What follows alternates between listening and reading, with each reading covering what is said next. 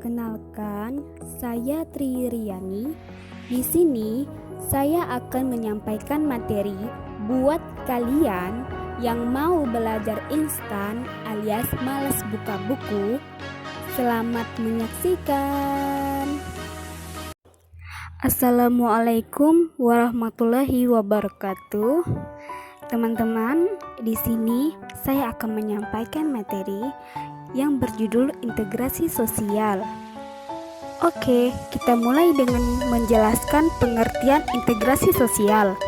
Integrasi sosial adalah proses penyesuaian unsur-unsur yang berbeda dalam masyarakat sehingga menjadi satu kesatuan.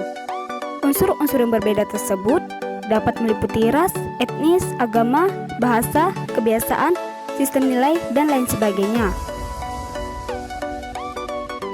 Sedangkan menurut pendapat Sejati Diwantono, integrasi adalah sebagai cara bagaimana kelestarian persatuan nasional dalam arti luas dapat didamaikan dengan hak menentukan nasib sendiri. Hak tersebut perlu dibatasi pada suatu taraf tertentu. Oke, materi selanjutnya yaitu faktor penyebab integrasi sosial. Yang pertama, besar kecilnya kelompok, mobilitas geografis, efektivitas dan efisien komunikasi, dan homogenitas kelompok. Next, faktor pendorong integrasi sosial. Yang pertama, toleransi terhadap kelompok berbeda. Kedua, kesempatan yang seimbang dalam ekonomi. Ketiga, sikap saling menghargai orang lain dengan kebudayaannya. Keempat, sikap terbuka dari golongan yang berkuasa dalam masyarakat. Terakhir, persamaan dalam unsur kebudayaan. Materi selanjutnya, faktor penghambat. Pertama, kurangnya penghargaan terhadap kemajumukan yang bersifat heterogen. Kedua, kurangnya toleransi antara golongan. Ketiga, kurangnya kesadaran dari masyarakat Indonesia terhadap ancaman dan gangguan dari luar. Keempat, adanya ketidakpuasan terhadap ketimbangan dan ketidakmerataan hasil-hasil pembangunan. Upaya untuk mencapai integrasi nasional dapat dilakukan dengan cara menjaga keselarasan antar budaya. Hal itu dapat terwujud jika ada peran serta pemerintah dan partisipasi masyarakat dalam proses integrasi nasional. Materi selanjutnya, proses integrasi sosial. Yang pertama, akomodasi.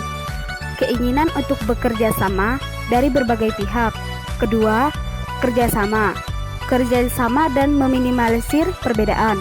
Ketiga, koordinasi, mempertinggi kesatuan tindakan, sikap, dan proses mental. Yang terakhir, asimilasi, batas-batas akan melebur menjadi satu. Oke, materi berikutnya, bentuk-bentuk integrasi sosial. Yang A, integrasi normatif, yaitu terjadi karena norma-norma yang berlaku dalam masyarakat, contoh Bhinneka Tunggal Ika. B, integrasi fungsional, terbentuk karena fungsi-fungsi tertentu dalam masyarakat, contohnya bersatu dengan melihat fungsi masing-masing untuk kepentingan bersama.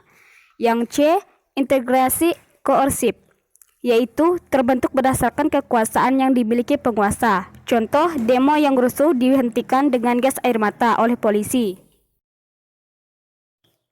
Selanjutnya, syarat integrasi.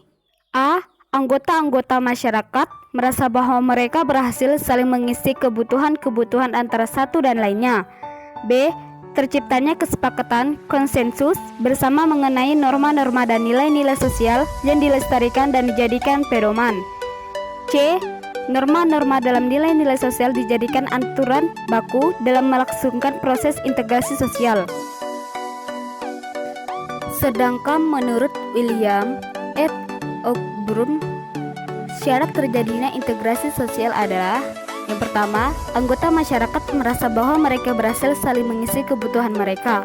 Yang kedua, masyarakat berhasil menciptakan kesepakatan konsensus bersama mengenai norma dan nilai sosial yang dilestarikan dan dijadikan pedoman. Yang ketiga, nilai dan norma berlaku lama dan tidak berubah serta dijalankan secara konsisten.